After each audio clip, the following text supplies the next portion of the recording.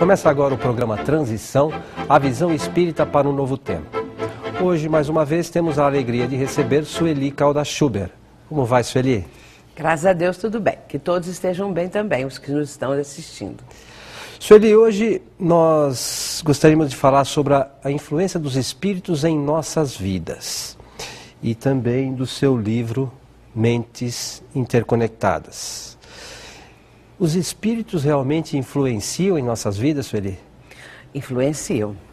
E influenciam, como diz Allan Kardec, quando ele faz essa pergunta, porque em O Livro dos Espíritos, nós vamos encontrar um capítulo inteiramente dedicado à intervenção dos espíritos no mundo corporal. E é exatamente logo no início que nós vamos encontrar uma questão muito citada no meio espírita, que é a 459, que Kardec faz essa pergunta: se os espíritos influenciam as nossas vidas. E a resposta é: muito mais do que imaginamos, do que imaginais, eles dizem para Allan Kardec. E dizem também que muitas vezes eles dirigem os encarnados. Eles estão transmitindo tantas ideias, tanta influenciação, que de certa maneira o encarnado fica muito suscetível àquelas influenciações, permite as influenciações. Portanto, as influências acontecem e são muito comuns. Você comentou num dos programas anteriores, lembrando só, que nós somos, em números gerais, 6 milhões de encarnados. 6 bilhões de encarnados. E um número maior ainda de espíritos desencarnados. É verdade. É um mar, né, de vibrações, de pensamentos. Como é que isso funciona, Sueli? De que forma isso atrapalha ou auxilia a nossa vida? O conjunto de pensamentos da humanidade que está encarnada, somada a dos desencarnados, que são 3 vezes mais do que os encarnados, isso é uma informação que Emmanuel deu a Chico Xavier na década de 50. Então, naquela época, Chico informou algumas pessoas, isso depois foi sendo dito, explicado, que a população do plano espiritual, ela é 3 vezes mais do que a do plano terreno. Nós imaginamos que é muitas vezes mais, não é? Então nós imaginamos que naquela época, é claro, a população da Terra era muito menor, em década de 50. Hoje, em números redondos, como você disse, são 6 bilhões. Se nós acharmos, ou fizermos um cálculo de que a população dos desencarnados é 3 vezes mais, nós temos 18 bilhões de desencarnados.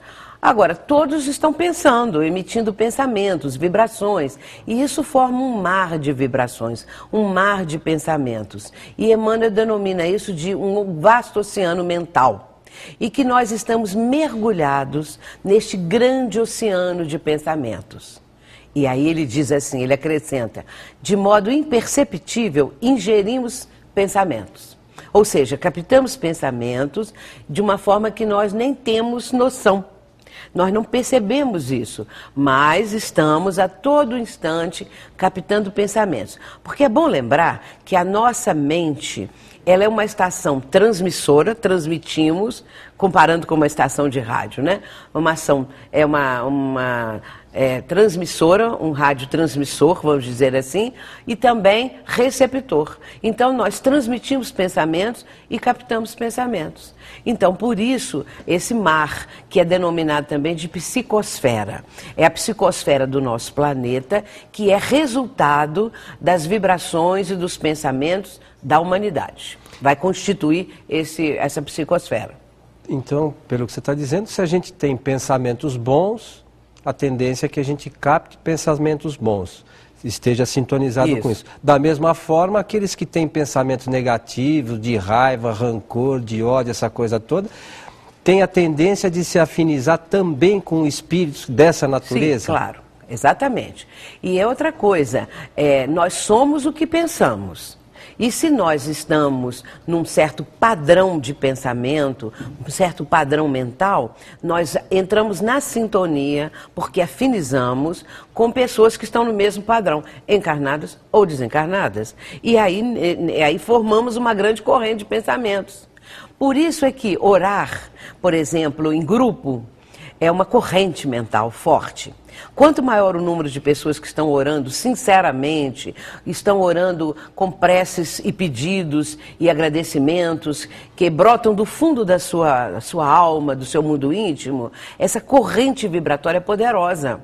Ela é muito importante e hoje em dia se pede muito isso, se usa muito isso para beneficiar enfermos, para promover a paz mundial, porque aí atrairemos espíritos do mesmo jaez, do mesmo nível evolutivo. E nesse caso eles vão também acrescentar mais força ainda a essa corrente vibratória.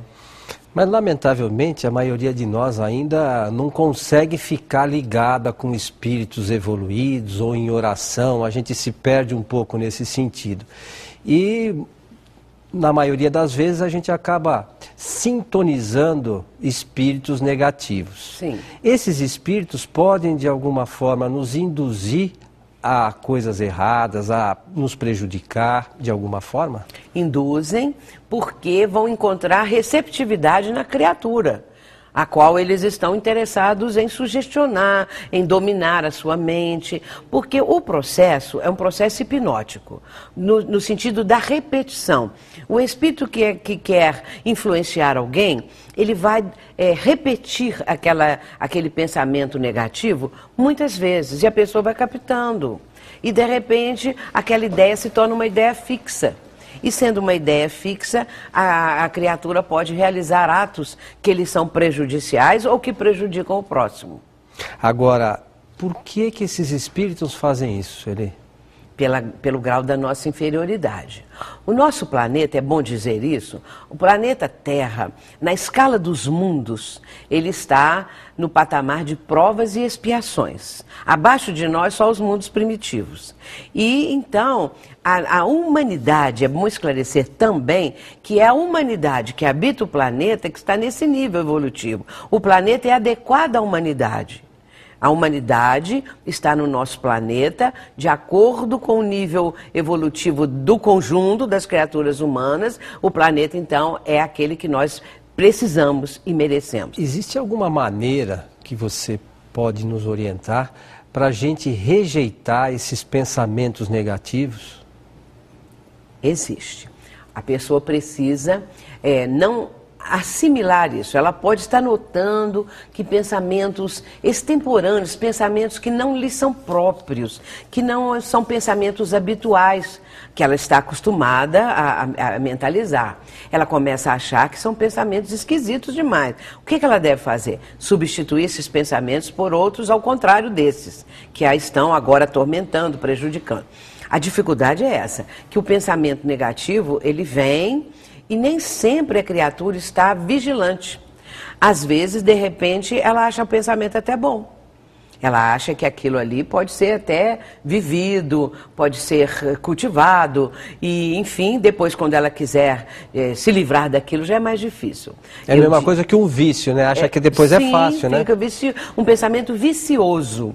E fica aquele ir e vir desse mesmo pensamento, formando um circuito mental, que sai da própria mente da pessoa e volta para a própria pessoa. Ou então, que um espírito está ditando, aí no caso um espírito negativo, né, com propósitos de maldade, e a pessoa capta aquilo e vai cultivando, remoendo. Então, ela está curtindo muitas vezes aquele pensamento. Agora, se quer mudar, tem que substituir por outros pensamentos, tem que pensar coisas melhores. Agora, às vezes as pessoas se fecham no seu próprio mundo e ficam só olhando para dentro de si mesmas.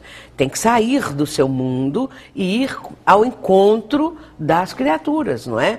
Procurar entender as questões todas. A Joana de Ângeles, quando a pessoa está se lamentando muito, reclamando muito, ela tem uma frase, entre tantas outras frases fantásticas, ela diz assim: sai da tua cela pessoal e vá ao encontro daqueles que sofrem mais do que tu.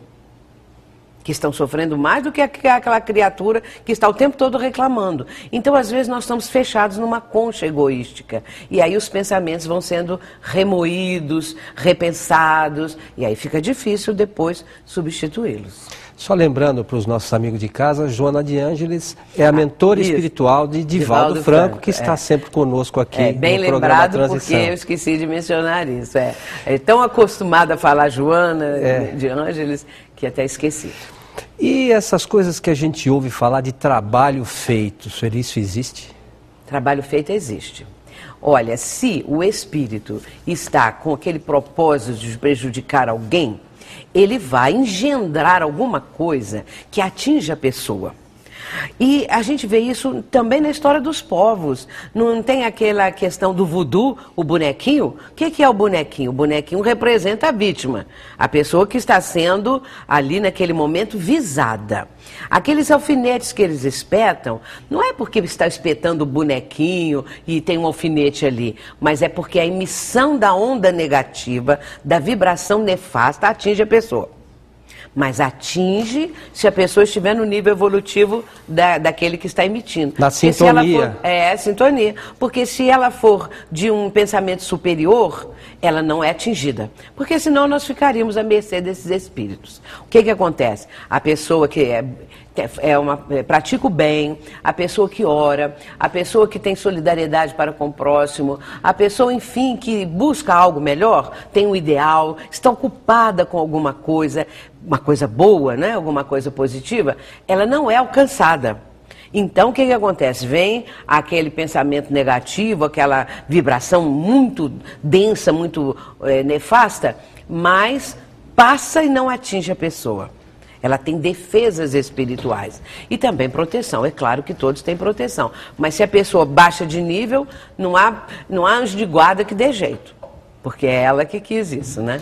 Mas aí existem os anjos da guarda ou guias espirituais, seja lá qual o nome que as pessoas deem, né?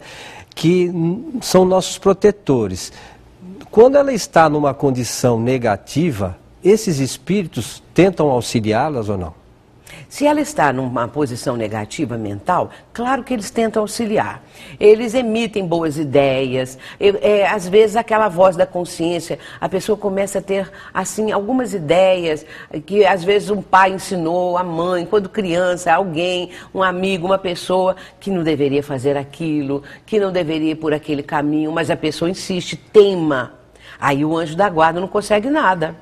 Agora, porque às vezes é o anjo da guarda que faz a pessoa lembrar do pai, da mãe. Lembra quando seu pai te ensinou isso, ou sua mãe, ou fulano. Ele lembra isso para a pessoa, aquilo vem na mente da criatura. Mas de repente ela fala, era coisa atrasada, de gente quadrada, e aí resolve fazer o que está dando aquela ideia negativa, né? Mas se ela acatar a ideia do protetor espiritual, ela se livra. Então ela sobe de padrão vibratório e aí não é atingida. Nós já retornamos.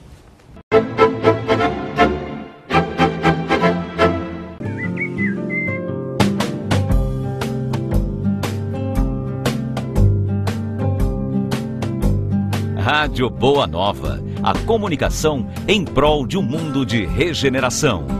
Agora você tem ao seu alcance livros espíritas, espiritualistas e de autoajuda. Acesse o site www.megalivros.com.br ou ligue 0 operadora 11 3186 9777 ou 0 operadora 11 3186 9766.